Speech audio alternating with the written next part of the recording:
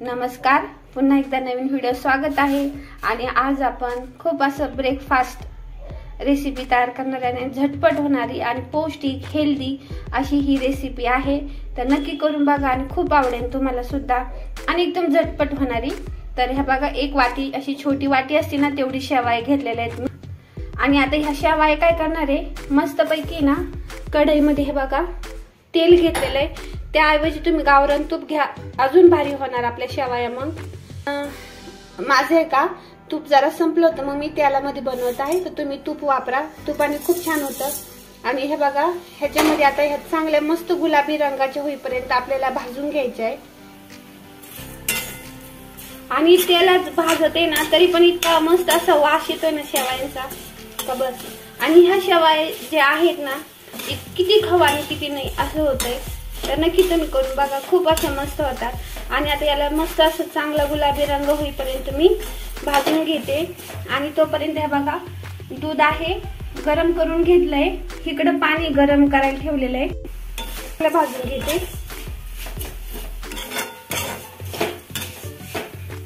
आणि ही जी रेसिपी ना अगदी काही मिनिटातच होते, म्हणजे 2 मिनिटं लई झाली तिला, इतकी मस्त होते आणि खायला तर इतकी चवदार लागते ना। आणि तुम्ही यामध्ये काजू बदाम किसमिस तुम्हाला जे वाटेल ते तुम्ही टाकू शकता। माझे कसं ते काहीच नाही, मी फक्त विलायची टाकणार आहे की त्यामुळे काय होतं खूप अशी मस्त टेस्ट येते।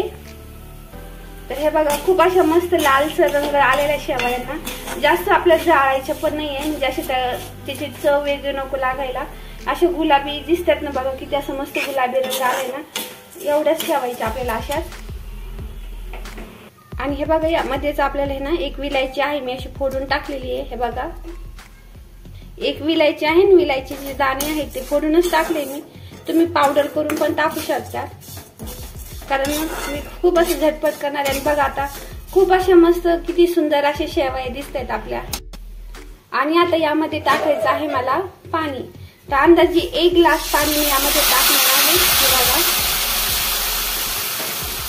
आणि दुधाचा वापर जास्त करायचा आहे आणि पाणी कमी टाकायचं आहे। तर हे बघा, आणि किती असा सुंदर कलर दिसतोय बघा शेवाळ्यांचा। आणि नक्की तुम्ही ही ब्रेकफास्ट रेसिपी करून बघा, खूप छान होते आणि झटपट होते आणि खायला पण खूप अशी चवदार लागते।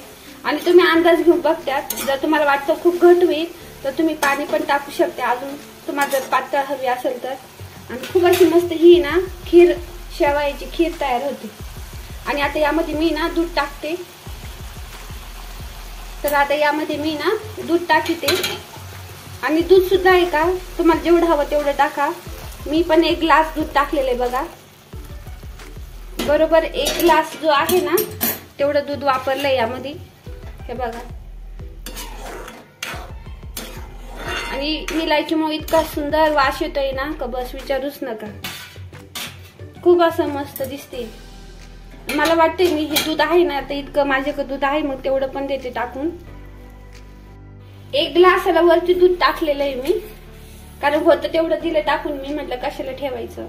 आणि हे बघा, अशी 1 वाटी साखर टाकलेली, आणि साखर थोडी कमीच टाकली मी, जास्त गोड पण खावं वाटत नाही। तुम्हाला आवडत असेल तर तुम्ही जास्त टाका, मला इतकी बस होती। आणि हे बघा, आणि मस्त याला आता उकळी येऊ देऊ आपण।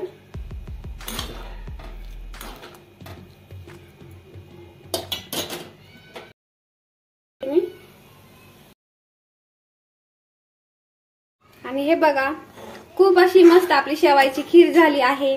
आणि विलायचीमुळे खूप असा सुंदर आणि खूप असा मस्त त्याचा वास येतोय। आणि बघा, आणि भाजल्यामुळे किती मस्त गुलाबी गुलाबी दिसत आहे। तर आता मी हिला ताटामध्ये सर्व करते। हे बघा,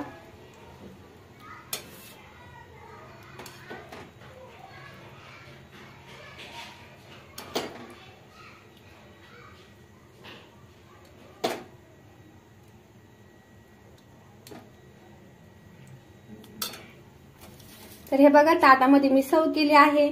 आणि तुम्हाला आजची ही रेसिपी कशी वाटली नक्की कमेंट करून सांगा। व्हिडिओला लाईक करा, शेअर करा, चॅनलला सबस्क्राईब करा नसेल तर सबस्क्राईब करून घ्या। धन्यवाद व्हिडिओ पाहिल्याबद्दल।